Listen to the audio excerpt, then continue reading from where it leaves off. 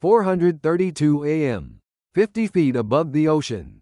The helicopter shook like crazy. The radar alarm tore through my ears. Beep beep beep. This flight was a one-way choice.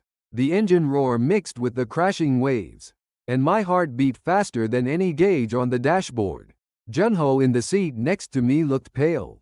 We both knew failure meant the end. 20 years ago, I graduated top of my class from the Aviation Academy near Pyongyang, the regime's chosen elite, given the right to rule the skies. Comrade Lee Kang-hyun, you will protect our nation's sky.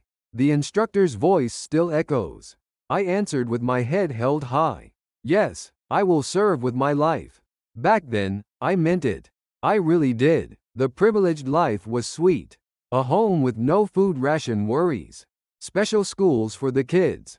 My wife Mi-yeon smiling as she put meat on the table. Dad, I got an award at school today. The day my oldest daughter Sujin ran to me. The night's little Yunhye sat on my lap drawing pictures. It was ordinary happiness. Or at least, I wanted to believe that. But surveillance was daily life. Security officers visited twice a month. Comrade, how is your ideological state these days? Solid. Anyone in your family acting strange? No. Expressionless face. Mechanical questions. Under that gaze, we were always tense. The change started 6 months ago. Co-pilot Co Junho, 5 years younger than me. His family background wasn't good, but his skills were undeniable. One dawn, behind the hangar, he approached me. His hands were shaking. Captain, my wife. What happened? Security took her. My heart froze. Why? Foreign videos. Someone reported. Informed on her. His voice trembled. Tears welled in his eyes. We have 2 kids. What do? I couldn't say anything. There was nothing to say. From that day, Junho changed. Went silent. His eyes died. 3 days later, a security officer called me in. Comrade Lee Kang-hyun, report on co-pilot Co Junho's recent behavior. Nothing unusual. No signs of disturbance over family issues?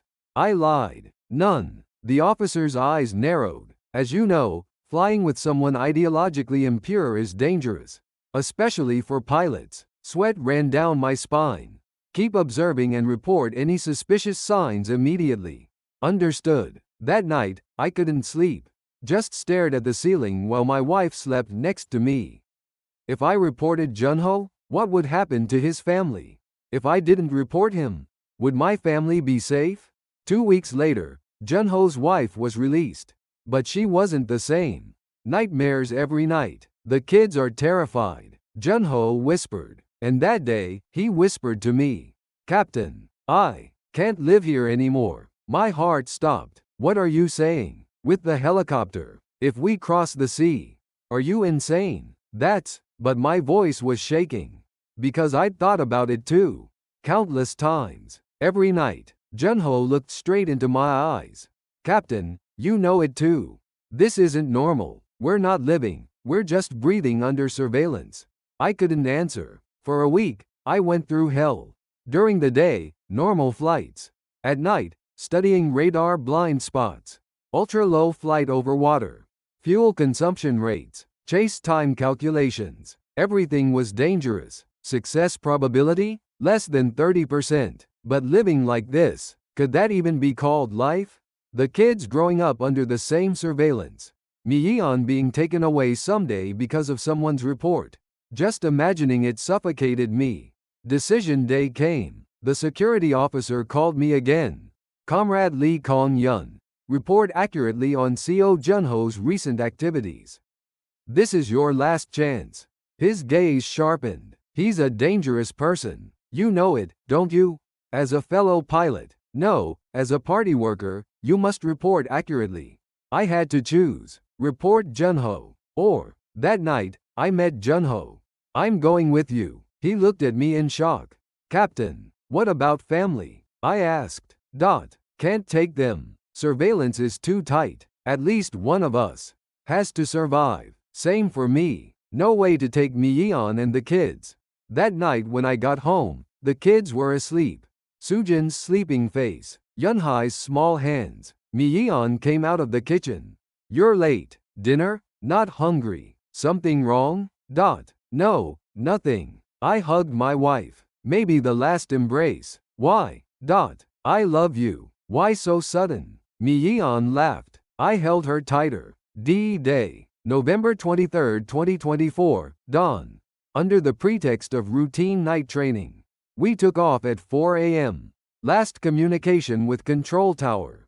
Charlie-ma 1, takeoff approved. Charlie-ma 1, taking off.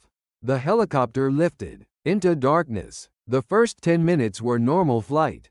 Radar communication normal, but when the coastline came into view, I lowered altitude. Starting now. Junho nodded. Altitude 300 feet, 150 feet, 100 feet. Waves right below. Radar signal lost. Control tower calling. Charlie-ma 1. Respond. Charlie-ma 1. I turned off the radio.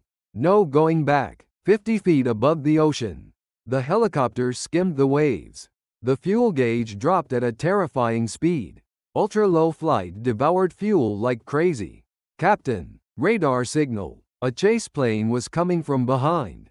Maximum speed. The engine screamed. The helicopter shook. Beep beep beep. Missile warning. Evasive maneuver. Sharp turn. Body thrown to one side. A water column erupted in the ocean.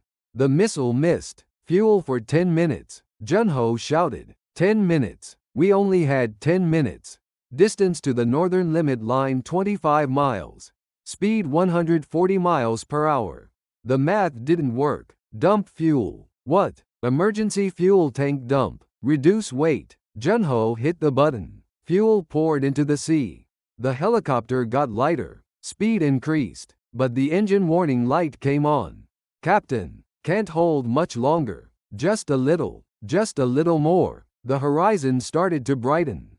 Dawn. And then, an island in the distance. There, that island, an outpost south of the NLL. But at that moment, the engine stopped. Complete silence. The helicopter started falling. Auto-rotation. Instinct moved my hands. Rotor angle adjustment. Descent speed control. The ocean rushed up fast. 100 feet. 60 feet. 30 feet. Hang on. CRASH. The helicopter slammed into the shallow water. Water poured in. Cold seawater. Get out. Opened the door and got out. Junho followed. Shallow water. Waist deep. We ran toward the island. 150 feet. 100 feet. End. Don't move. Korean. Southern accent Korean. Guns aimed at us. About 15 armed soldiers. We raised our hands. We are.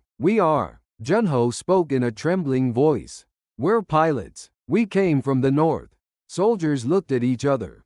Armed? No. Walk slowly this way. We walked slowly. Hands raised. The sun was rising. In the southern sky. The investigation lasted 3 days.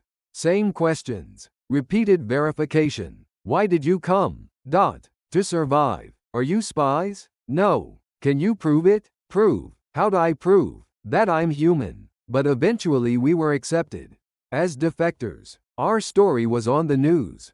2 North Korean helicopter pilots defect. Did Mi-yeon see that news at home?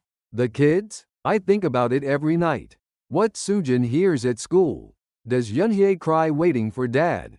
Was Mi-yeon interrogated? Guilt by association. My choice sent them to hell. Same for Junho, his wife and kids. We gained freedom, but the price was too high. One day Junho asked, did we do the right thing? I couldn't answer. Is there a right answer? I betrayed my country, betrayed the regime, abandoned my family, but I became human again, without surveillance, without lies, without fear. Is that betrayal? I still dream every night. Dreams of Sujin running to me. Dreams of Yunhye smiling. Dreams of Mi-yeon setting the table. And when I wake up, an empty room. Cold reality. Freedom has this weight. Which was right? That day I betrayed the sky. But for the first time, I became human.